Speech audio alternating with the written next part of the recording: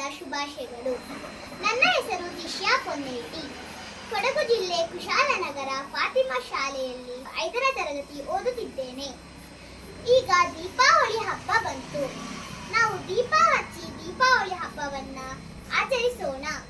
ಪಟಾಕಿ ಸಿಡಿಸಬೇಡಿ, ಮಾಲಿನ್ಯ ಮಾಡಬೇಡಿ. ಹಸಿರು ದೀಪಾವಳಿ ಆಚರಿಸಿ ಮಾಲಿನ್ಯ ತಡೆಯಿರಿ. ಸ್ವಚ್ಛ ದೀಪಾವಳಿ ಸ್ವಸ್ಥ ದೀಪಾವಳಿ. ಪಟಾಕಿ ತ್ಯಜಿಸಿ ಮಾಲಿನ್ಯ ತಡೆಯಿರಿ. ಹಸಿರು ದೀಪಾವಳಿ ಪರಿಸರ ದೀಪಾವಳಿ. ಮಕ್ಕಳ ಸುರಕ್ಷಿತಕ್ಕಾಗಿ ಪಟಾಕಿ ತ್ಯಜಿಸಿ ಮಾಲಿನ್ಯ ತಡೆಯಿರಿ. V celebrate green Deepavali.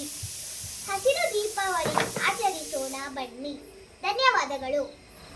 ನಾನು ಪ್ರೇಮ್ ಕುಮಾರ್ ಟಿ.ಜಿ, ಮುಖ್ಯೋಪಾಧ್ಯಾಯ ಸರ್ಕಾರಿ ಪ್ರೌಢಶಾಲೆ ಕೂಡಮಂಗಳೂರು, ಕುಶಾಲನಗರ, ಕೊಡಗು ಜಿಲ್ಲೆ ಹಾಗೂ ಜಿಲ್ಲಾ ಸಂಯೋಜಕರು, ರಾಷ್ಟ್ರೀಯ ಹೆಸರು ಪಡೆ ಜಾಗೃತಿ ವಂದನ ಕೊಡಗು ಜಿಲ್ಲೆ.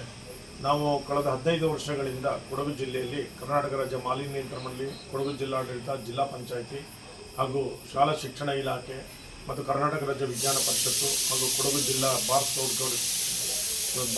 ಸ್ಕೌಟ್ಸ್ ಮತ್ತು ಗೈಡ್ ಸಂಸ್ಥೆ ಮತ್ತು NSSಗಳ ಸಂಯುಕ್ತ ಆಶ್ರಯದಲ್ಲಿ ಶಾಲಾ ಕಾಲೇಜು ಹಾಗೂ ಸಮುದಾಯದಲ್ಲಿ ಪರಿಸರ ಸ್ನೇಹಿ ಹಸಿರು ದೀಪಾವಳಿ ಜಾಗೃತಿ ಅಭಿಯಾನವನ್ನು ನಡೆಸ್ಕೊಂಡು ಬರ್ತಾ ಇದ್ದೇವೆ.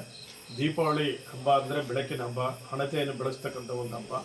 ಎಲ್ಲರೂ ಕೂಡ ತಮ್ಮ ಮನೆಗಳಲ್ಲಿ ಹಣತೆಯನ್ನು ಬೆಳೆಸ್ತಕ್ಕಂಥ ಒಂದು ಹಬ್ಬದಲ್ಲಿ ನಾವೆಲ್ಲರೂ ಸಕ್ರಿಯವಾಗಿ ಪಾಲ್ಗೊಳ್ತೇವೆ.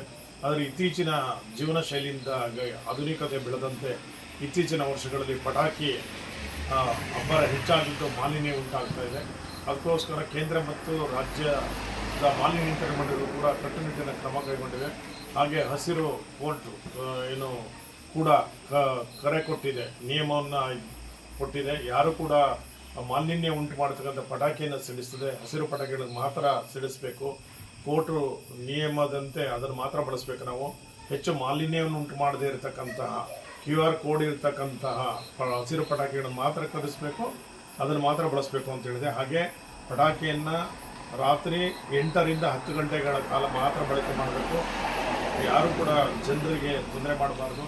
ಏನಂದರೆ ನಾವು ಯಾಕೆ ಇದನ್ನು ಆಚರಿಸ್ತಾ ಇದ್ದೀವಿ ಅಂದರೆ ಪಟಾಕಿ ಸಿಡಿತದಿಂದ ಉಂಟಾಗ್ತಕ್ಕಂಥ ಅನಾಹುತಗಳು ಮತ್ತು ಅದು ದುಷ್ಪರಿಣಾಮಗಳಿಗೆ ವಿದ್ಯಾರ್ಥಿಗಳಲ್ಲಿ ಇದನ್ನು ಬೆಳೆಸ್ತಾ ಇದ್ದೀವಿ. ಇದರಿಂದ ಏನಾಗ್ತದೆ ಅಂದರೆ ಅವರು ಭವಿಷ್ಯದಲ್ಲಿ ಪರಿಸರ ರಾಯಭಾರಿಗಳಾಗಿ ಪಟಾಕಿ ತ್ಯಜಿಸೋ ಬಗ್ಗೆ ಅವರು ಕ್ರಮ ಇಟ್ಕೊಳ್ತಾರೆ. ಈ ನಮ್ಮ ಜನ ಜಾಗೃತಿ ಆಂದೋಲನ ಪಾಲ್ಗೊಂಡಂಥ ಬಹುತೇಕ ಮಕ್ಕಳು ಪಟಾಕಿಯನ್ನು ಬಿಟ್ಟು ಹಣತೆ ಬೆಳೆಸ್ತಕ್ಕಂಥ ತೊಗೊಂಡಿದ್ದಾರೆ. ಏನಂದರೆ ದುಂದುವೆಚ್ಚ, ಪಟಾಕಿ ಸಿಡಿಸ್ತಕ್ಕಂಥ ದುಂದುವೆಚ್ಚ ಇದೆಯಲ್ಲ, ಈ ದುಂದುವೆಚ್ಚದ ಹಣವನ್ನು ಮಕ್ಕಳು ತಮ್ಮ ಭವಿಷ್ಯಕ್ಕಾಗಿ ಏನು ಅವರಿಗೆ ಬಟ್ಟೆ, ಪುಸ್ತಕ ಖರೀದಿ, ಪ್ರವಾಸಕ್ಕೆ ಇತ್ಯಾದಿ ತಮ್ಮ ಬೇಕು ಬೇಡಿಕೆಗಳನ್ನ ಈಡೇರಿಸ್ಕೊಳ್ಳೋಕ್ಕಾಗ್ತದೆ. ಅದರಿಂದ ಪೋಷಕರು ಕೂಡ ಅದಕ್ಕೆ ಸಪೋರ್ಟ್ ಮಾಡಬೇಕು. ನಾವೇನೆಂದರೆ ಮಾಲಿನ್ಯ ಉಂಟು ಮಾಡಿರ್ತಕ್ಕಂಥ ಪಟಾಕಿಯನ್ನು ಸಿಡಿಸಿದ ಹಸಿರು ಪಟಾಕಿಗಳನ್ನು ಮಾತ್ರ ಸಿಡಿಸಬೇಕು ಅಂತ ನಾವು ಮನವಿ ಮಾಡಿಕೊಳ್ತಾ ಇದ್ದೇವೆ. ಪಟಾಕಿ ಸಿಡಿತಿದ್ದ ಅನಾಹುತಗಳು ನಾವು ನೋಡಿದ್ದೀವಿ. ಎಷ್ಟೋ ಮಕ್ಕಳು ಕಣ್ಣು, ಕಿವಿ, ಕಾಲು ಎಲ್ಲ ಕಳ್ಕೊಂಡಿದ್ರೆ ಅಂಗವೈಕಲ್ಯರಾಗಿದ್ದ ನೋಡಿದ್ದೇವೆ. ಮತ್ತು ಮಹಿಳೆಯರಿಗೆ, ಬಾಣಂತಿಯರಿಗೆ, ವಯೋವೃದ್ಧರಿಗೆ ಇದೆಲ್ಲ ಭಾಳ ತೊಂದರೆ ಆಗ್ತಕ್ಕಂಥದ್ದು. ಅವರ ಆಸ್ತಮಾ ಇರ್ಬೋದು, ಹೃದಯ ರೋಗ ಸಮಸ್ಯೆ ಇರ್ಬೋದು. ಅದರಿಂದ ನಾವೆಲ್ಲರೂ ಕೂಡ ಈ ಒಂದು ಜಾಗೃತಿ ಆಂದೋಲನದಲ್ಲಿ ಪಾಲ್ಗೊಂಡು ಸಕ್ರಿಯವಾಗಿ ಪಾಲ್ಗೊಂಡು ನಾವು ಮಾಡ್ತಾ ಇದ್ವಿ. ನಾವು ಜಿಲ್ಲೆಯ ಶಾಲಾ ಕಾಲೇಜು ವಿದ್ಯಾರ್ಥಿಗಳಲ್ಲಿ ಮನೆಗಳಲ್ಲಿ ಇದನ್ನು ಹಣತೆ ಬೆಳೆಸಿ ಒಂದು ಪೋಸ್ಟರ್ ಹಿಡಿದು ಅದನ್ನೆಲ್ಲ ಶಾಲೆಗಳಿಗೆ ಕಳಿಸಿ ಆ ಮೂಲಕ ಜಾಗೃತಿ ಮೂಡಿಸಿ ಅಂತ ನಾವು ಮಾಡ್ತಾ ಇದ್ವಿ. ಇದಕ್ಕೆ ಕೊಡಗು ಜಿಲ್ಲೆಯಲ್ಲಿ ಉತ್ತಮ ಸ್ಪಂದನೆ ಬಂದಿದೆ. ಕಳೆದ 15 ವರ್ಷಕ್ಕೆ ನಮಗೆ ಸುಮಾರು 30-40% ಭಾಗ ಪಟಾಕಿ ಸಿಡಿಸೋದು ಕಡಿಮೆ ಆಗಿದೆ.